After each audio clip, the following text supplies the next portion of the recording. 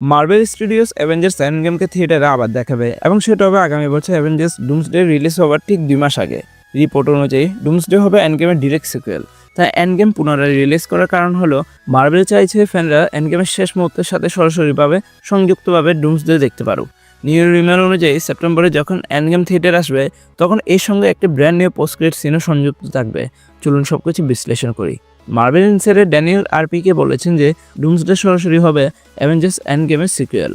এর মানে হলো এন্ড গেমের পর ফেজ 4 এবং ফেজ 5 যা কিছু ঘটেছে মার্বেল তা পুরোপুরিভাবে উপেক্ষা করছে। এবার দি বিহাইন্ড রিপোর্টার্স নামে একজন স্কুবারের মতে অ্যাভেঞ্জার্স এন্ড গেম যে সিনের মাধ্যমে শেষ হয় সে একই সিন দিয়ে ডুমসডে শুরু হবে। আমরা সবাই মনে রেখেছিলাম এন্ড গেমের শেষের সিনটা কি ছিল এবং যে বাড়ির ভিতরে সেই ডান্সটি ছিল ডুমসডে লিক হওয়ার সাইড ফটোগ্রাফে আমরা সেই বাড়িটিকেও দেখতে পাই। ইভেন রুসো ব্রাদার্সরা এটা নিশ্চিত করেছেন যে এন্ড গেমে যা কিছু করেছে তা সরাসরি ডক্টর ডুমের গল্পের সাথে যুক্ত হবে। এর পেছনের কারণ হলো বিভিন্ন রিপোর্টে ইতিমধ্যে আমরা আলোচনা করেছি যে স্টিভের টাইম ট্রাভেল করার কারণে ইনকারশন তৈরি হয়েছে।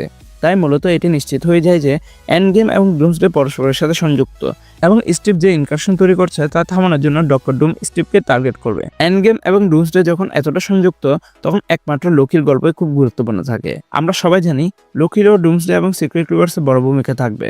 এন্ড গেমের সঙ্গে যদি স্টিভ এবং পেগির ডান্সের পর পোস্ট ক্রেডিট সিনে কয়েক বছর পরে তাদের সুখী জীবন কাটানোর দৃশ্য দেখানো হয়, তবে হঠাৎ করে সিনটি কাট হবে এবং পরবর্তী সিনে আমরা ডুমসডের শুরুকে দেখব। যেমনভাবে ফ্যান্টাস্টিক ফোর ফার্স্ট স্টেপসে পোস্ট ক্রেডিট সিনে ডুমকে টিজ করা হয়েছিল, একইভাবে এন্ড গেমের এই নতুন পোস্ট ক্রেডিট সিনও তাকে দেখানো হতে পারে। সম্ভবত এটি সেই সিন যা এন্ড গেমের পোস্ট ক্রেডিট সিনে আমরা দেখতে পাবো। মনে রাখবেন এন্ড গেমে মূলত কোনো পোস্ট ক্রেডিট সিন ছিল না, তাই যা সংযুক্ত করা হবে তা অত্যন্ত আকর্ষণীয় হবে। এন্ড গেমের শেষে আমরা যে সিনটা দেখেছিলাম সেটি ছিল মূলত আয়রন ম্যানকে ট্রিবিউট জানিয়ে একটা সিন, যেমন সে প্রথমবার কেভে তার প্রথম স্যুট তৈরি করেছিল। কিন্তু কি হবে যদি আগামী বছর থিয়েটারে এন্ড গেম দেখার সময় আমরা ডক্টর ডুমকে দেখতে পাই, যে কিনা পরবর্তী গল্পকে সংযুক্ত করবে। চলুন দেখি মার্বেল আমাদের জন্য কোন পথ বেছে নেয়। আপনারা কি মনে করেন মার্বেল আগামী বছর অ্যাভেঞ্জার্স এন্ড গেমের সঙ্গে কোন নতুন পোস্ট ক্রেডিট সিন সংযুক্ত করবে যা ডুমসডের সাথে সংযুক্ত হবে?